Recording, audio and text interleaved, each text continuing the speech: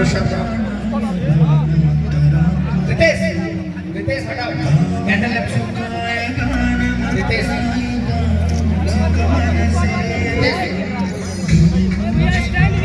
आप सभी कृपया मंच खाली करें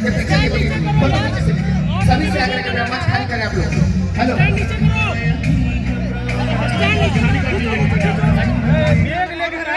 रुकिए ना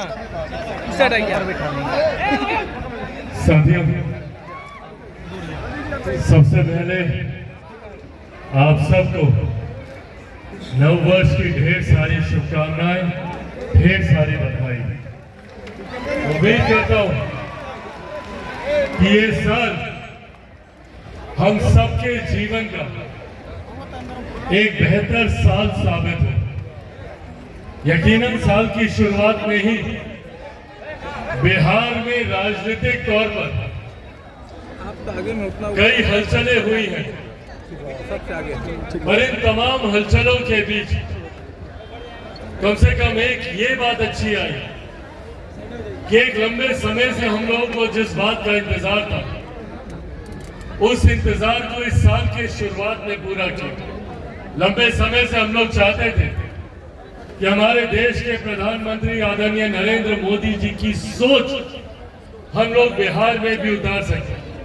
जिस तरीके से देश के विभिन्न राज्यों में उनके नेतृत्व में वो राज्य आगे बढ़ रहे हैं, हमारा बिहार भी आगे बढ़े, तो कम से कम उनके सोच वाली एक सरकार बिहार में आई है। आज मैं जिस कार्यक्रम में आया हूँ ये राजनीतिक मंच नहीं है, राजनीति की ज्यादा बातें नहीं करूंगा, पर हाँ आज जिस उद्देश्य से यहाँ पर आया वो उद्देश्य मेरे दिल के काफी करीब है। मुझे खुशी है कि आज एक ऐसे कार्यक्रम में सम्मिलित होने का मुझे सौभाग्य मिला। एक अस्पताल के उद्घाटन का मुझे मौका मिला। लंबे समय से बिहार फर्स्ट बिहारी फर्स्ट के माध्यम से ये मेरी चाहत रही है कि बिहार भी बनिस्बत बाकी राज्यों के एक विकसित राज्य बने, और वो तब बन सकता है जब बिहार में बुनियादी जरूरतें गांव-गांव घर-घर तक पहुंचे और उन बुनियादी जरूरतों में शिक्षा के साथ साथ रोजगार के साथ साथ स्वास्थ्य सेवाओं का हमारे गांव हमारे घर तक पहुंचना बहुत अनिवार्य है। आज भी हम लोग देखते हैं कि हमारे गांव घर के लोग अपने इलाज के लिए दिल्ली मुंबई तक जाते हैं। महिलाएं यहाँ पर मौजूद हैं, बुजुर्ग यहाँ पर मौजूद हैं। इनको मैं देखता हूँ कि किस तरीके से दिल्ली में एम्स के सामने लाइन लगाकर दिनों तक इंतजार करते हैं डॉक्टर से मुलाकात करने का। पर आज कम से कम विश्वास के साथ कह सकता हूँ कि ये इंतजार छातापुर की जनता को नहीं करना पड़ेगा।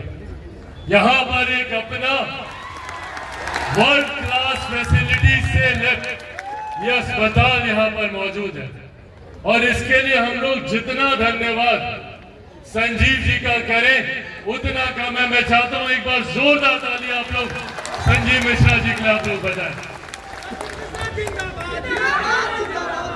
पनोरमा ग्रुप के तहत इन्होंने कई अलग अलग कार्यों को अंजाम दिया, जिसने यकीनन हमारे प्रदेश की जनता को बिहारियों को सुविधाएं तो दी, पर वही न सिर्फ प्रदेश के स्तर पर बल्कि राष्ट्रीय स्तर पर भी इन्होंने एक अपनी पहचान बनाने का काम किया।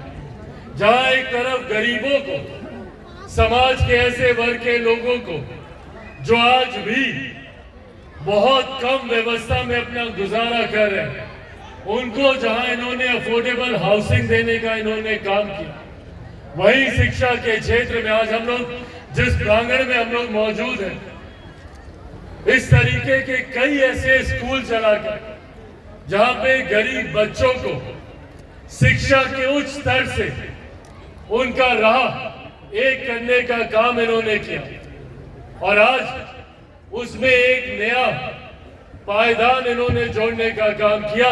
स्वास्थ्य के क्षेत्र में भी इन्होंने जाकर अभी हम लोग अस्पताल का हम लोग उद्घाटन करके आए, और मैं कम से कम इतना दावे के साथ कह सकता हूं कि मैं भी देश विदेश के कई अस्पतालों में घूमा हूं, पर जो सुविधाएं देश के बड़े बड़े अस्पतालों में है वो सुविधाएं आप सबके लिए यहाँ पर भी उपलब्ध कराई गई है। ये हम सब के लिए एक बड़ी उपलब्धि है।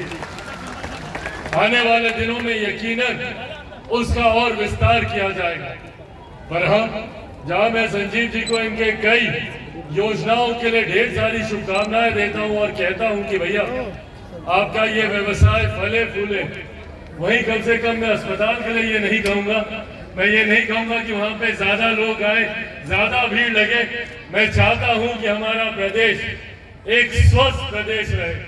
मैं चाहता हूं कि हर बिहारी स्वस्थ रहे। भगवान न करे कभी किसी परिस्थिति में हम लोगों को अस्पताल जाना पड़े। पर हाँ, ये शिकायत हम लोग की जरूर रही कि जहां हमारे देश के बाकी राज्य शिक्षा, स्वास्थ्य, व्यवसाय, IT सेक्टर अलग अलग क्षेत्रों में तीव्र गति से आगे बढ़ रहे हैं, वहीं हमारे प्रदेश को जिस गति से आगे बढ़ना चाहिए था वो गति अभी तक हमारे प्रदेश को प्रदान नहीं है। और इसका बहुत बड़ा कारण भी रहा कि एक लंबे समय तक हमारे राज्य ने विरोधाभास की सरकारें देखी। केंद्र में कोई और सरकार, राज्य में कोई और सरकार। जब केंद्र में UPA की थी तो राज्य में NDA की थी, जब NDA की थी तो यहाँ पे महागठबंधन की थी। पर आज जब हमारे राज्य में एक डबल इंजन की सरकार है, केंद्र की ही तर्ज पर जब राज्य में भी सरकार है, तो मैं उम्मीद करता हूँ कि हम लोगों के जितने सपने हैं, युवाओं की जितनी जरूरतें हैं, आने वाले दिनों में कम से कम उसे पूरा किया जाएगा। मैं उम्मीद करता हूं कि कम से कम अब हमारे बिहार के युवाओं को दूसरे राज्य, दूसरे प्रदेश शिक्षा, रोजगार के लिए नहीं जाना पड़ेगा। मैं खुद देखता हूं और ये बात मुझे तकलीफ देती है कि भैया क्यों हमारे ही बच्चों को दिल्ली, गुरुग्राम, नोएडा, बेंगलुरु अलग अलग राज्य जाना पड़ता है रोजगार के लिए। भारत एक साथ आजाद हुआ, भारत के तमाम प्रदेश एक साथ आजाद हुए, तो फिर क्यों कहीं दिल्ली, मुंबई जैसे चमचमाते शहर बने और कहीं हमारा बिहार प्रदेश जो आज भी पिछड़ा राज्य कहलाता। आज भी हमारे बच्चों को कोटा हम जाते हैं, वहां पे हम देखते हैं इतने सारे बिहार के बच्चे वहां पर शिक्षा हासिल करने, तालीम हासिल करने जाते हैं। कोटा में पढ़ने वाला बिहारी, पढ़ाने वाला बिहारी, अधिकांश शैक्षिक संस्थानों के मालिक वहां पे बिहारी, पर व्यवस्था राजस्थान। क्यों ये व्यवस्था बिहार में नहीं हो सकती? क्यों ये पटना में नहीं हो सकती, दरभंगा में नहीं हो सकती, भागलपुर में नहीं हो सकती, सुपौल में नहीं हो सकती? क्यों बिहार के अलग अलग जिलों में हम लोग इस तरीके से एजुकेशनल हब नहीं बना सकते? मेरी संजीव जी से इस विषय में चर्चा हो रही थी और इनसे मैंने आग्रह किया और मेरे आग्रह से पहले ही इन्होंने ये रोड मैप तैयार किया हुआ था। इनसे मैंने कहा कि भैया जब शिक्षा के क्षेत्र में आप 12वीं तक का स्कूल आप चला ही रहे, तो अब इसको आगे बढ़ाने की भी सोच हम लोग को लानी चाहिए। तुरंत इन्होंने छूटते ही कहा कि हम लोग मेडिकल कॉलेज पर हम लोग काम कर रहे हैं और वो दिन दूर नहीं जब छातापुर में एक अपना मेडिकल कॉलेज होगा। इस सोच के साथ हम लोग आगे बढ़ने का हम लोग प्रयास कर रहे हैं। सपने कई हैं, कई सपने पूरे हुए हैं, कई अभी पूरे होने बाकी हैं, पर मुझे उम्मीद है, विश्वास है संजीव जी पर, इनकी टीम पर, पूरे पैनोरमा ग्रुप पर, ये इच्छा शक्ति जिसकी जरूरत है हमारे राज्य में इस तरीके के संस्थानों को खोलने की, कम से कम वो इच्छा शक्ति इनके पास है। कई लोग हैं जो अपने क्षेत्र, अपने गांव, अपने प्रदेश से आगे निकलकर भूल जाते हैं अपने क्षेत्र, अपने प्रदेश के लोगों को। पर खुशी होती है मुझे ऐसे लोगों को देखकर जो खुद आगे बढ़ते हैं और अपने क्षेत्र, अपने गांव को भी अपने साथ हाथ पकड़कर आगे बढ़ाकर लेकर जाने की सोच रखते हैं। उस सोच के साथ संजीव जी काम करते हैं। आज इन्होंने अपने गांव में, अपने क्षेत्र में हर वो सुविधा देने का इन्होंने प्रयास किया जो इन्होंने बिहार के बाकी राज्यों, बाकी जिलों में भी जो इन्होंने दी। आने वाले दिनों में मैं उम्मीद करता हूं कि इसी तरीके से पैनोरमा ग्रुप साफ सुथरी सभी के साथ आगे बढ़ने का ये लोग काम करेंगे। ईमानदारी के साथ लोगों की सेवा का भाव ये बहुत कम व्यवसायियों में देखने को मिलता है। जब वो आगे बढ़ते हैं तो सिर्फ अपने विकास की सोचते हैं, पर ऐसे में समाज सेवा की ये सोच जो लोग रखते हैं वो सही मायनों में अपने क्षेत्र अपने प्रदेश से ईमानदारी करते हैं। इसी ईमानदारी के साथ ये आगे बढ़े ये मैं उम्मीद करता हूँ। बिहार फर्स्ट बिहारी फर्स्ट जिस विजन के साथ लोक जनशक्ति पार्टी रामविलास आगे बढ़ने का काम कर रही है, उसमें भी इन्हीं तमाम प्रावधानों का हम लोगों ने जिक्र किया।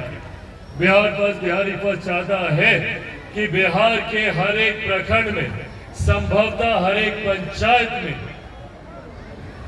अच्छे विद्यालय खुले, अच्छे कॉलेजेस खुले, हर एक जिले में हर एक प्रखंड में आईटी सेक्टर की सुविधाएं मौजूद हों, अलग अलग जिलों में बड़े बड़े उद्योग खुले।